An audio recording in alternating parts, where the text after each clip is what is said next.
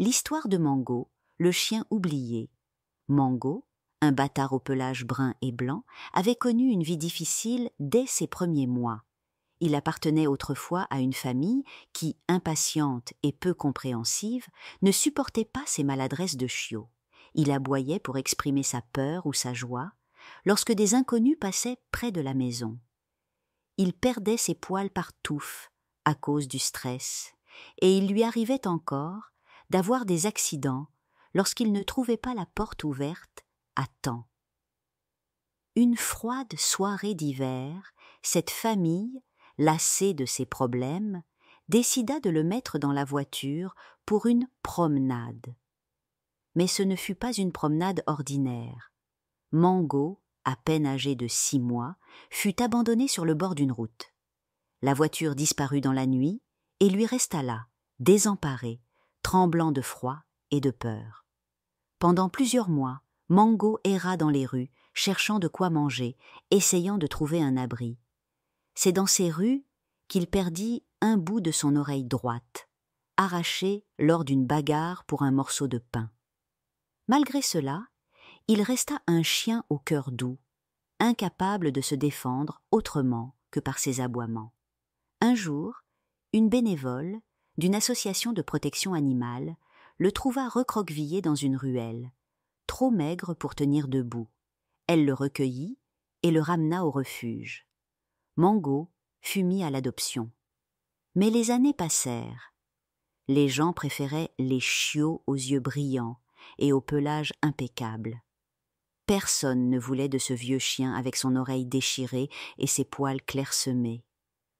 Le refuge, bien que rempli de bonne volonté, était vétuste. La cage de Mango était l'une des plus anciennes. En fer forgé, elle montrait des traces de rouille. Une vieille couverture trouée recouvrait le sol dur, et un bol en plastique souvent vide reposait dans un coin. Mango passait ses journées à regarder les allées et venues des bénévoles et des visiteurs, espérant à chaque fois qu'un regard se poserait sur lui avec bienveillance. Mais ce regard n'arrivait jamais. Les gens passaient devant sa cage, commentant son apparence. « Oh, regarde, ce vieux chien, il fait peur avec son oreille. Il a l'air malade, prenons plutôt ce petit labrador. » Les années défilèrent. Mango, désormais âgé de 9 ans, perdit l'espoir d'être adopté. Mais malgré tout, chaque fois qu'une famille approchait de sa cage, il remuait légèrement la queue. Son cœur, bien que brisé, restait plein d'amour à offrir. À quelques kilomètres de là, Ludivine et Paul, des jumeaux de 7 ans, rêvaient en secret d'avoir un chien. Ils parlaient souvent de leurs rêves à leur maman, Émilie, une femme courageuse qui les élevait seule. « Un chien, c'est comme un frère ou une sœur, » disait Ludivine, en dessinant des chiens sur son carnet. « Oui, mais maman dit que c'est beaucoup de travail, » répondit Paul avec sagesse. Émilie, bien que débordée par son travail et les tâches ménagères, voyait à quel point ses enfants étaient responsables pour leur âge. Ils prenaient soin l'un de l'autre et aidaient à la maison. Mais l'idée d'un chien lui semblait encore trop compliquée. « Les enfants, disait-elle, un chien, ce n'est pas un jouet. Beaucoup de gens en adoptent un à Noël et les abandonnent ensuite quand ils deviennent encombrants. » Les jumeaux comprenaient sa réticence, mais leur rêve restait intact. La veille de Noël, Émilie rentrait tard du travail. Les routes étaient bouchées et les minutes s'écoulaient lentement. Inquiète pour ses enfants laissés chez la voisine, elle regardait sans cesse l'horloge de sa voiture. C'est alors qu'elle aperçut des gyrophares et une épaisse fumée dans le ciel. En avançant, elle vit des pompiers, des policiers et des bénévoles s'agiter autour d'un bâtiment en feu. Le refuge animalier était en train de brûler. Elle baissa sa vitre et demanda à un policier ce qu'il se passait. « C'est le refuge, madame. Nous évacuons les animaux, mais cela prend du temps. » Touchée par la situation, Émilie sortit de sa voiture et invita d'autres automobilistes à faire de même. Ensemble, ils rejoignirent les forces de l'ordre pour aider à transporter les animaux. Les flammes avaient détruit une grande partie du bâtiment. Des cages noircies gisaient sur le sol et une forte odeur de brûlé envahissait l'air. Pendant 1 heure, tout le monde travailla sans relâche. Chats, chiens, lapins, tous furent mis en sécurité. Mais il restait encore quelques animaux introuvables. Alors qu'Émilie retournait à sa voiture, fatiguée mais satisfaite d'avoir aidé, elle aperçut une ombre tremblante dans un fossé. Elle s'approcha doucement. Là, recroquevillé sur lui-même, se trouvait Mango. Son pelage brun était couvert de suie et il tremblait de peur. Ses yeux, bien que fatigués, exprimaient une immense détresse. Un agent de sécurité arriva à ce moment-là.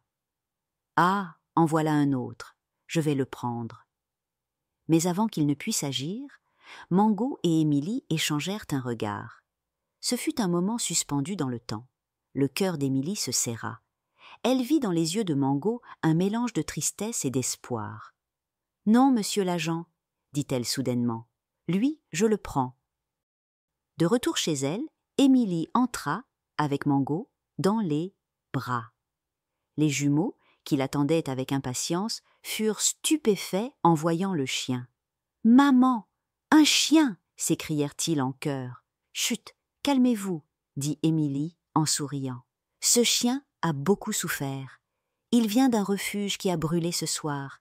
Il a besoin de soins et surtout d'amour. » Les enfants s'approchèrent doucement, comprenant immédiatement la fragilité de Mango. Ludivine tendit une main douce et Mango posa sa tête dessus avec reconnaissance. Paul, les yeux brillants, caressa délicatement son dos. « Il est vieux, » dit Paul, « mais il est beau. » Pour la première fois depuis longtemps, Mango remua légèrement la queue. Les jours suivants furent pleins de douceur et de surprise pour Mango. Émilie l'emmena chez le vétérinaire, où il reçut les soins dont il avait besoin. Les jumeaux, quant à eux, prenaient soin de lui comme d'un trésor. Ils lui donnèrent un panier moelleux, de la nourriture et surtout une tonne d'amour. Mango, qui avait passé tant d'années à attendre derrière les barreaux, découvrit enfin ce que signifiait avoir une famille. Ses jours de solitude étaient derrière lui. Noël, c'est le moment des miracles et des secondes chances. Mango, un chien oublié et rejeté, a trouvé une famille prête à l'aimer pour ce qu'il était. Cette histoire nous rappelle que chaque être, même marqué par les épreuves, mérite d'être aimé et d'avoir une place où il se sent chez lui. Offrir une seconde chance peut non seulement changer une vie, mais aussi remplir nos cœurs d'un amour incommensurable. Bonne nuit, mes petits rêveurs.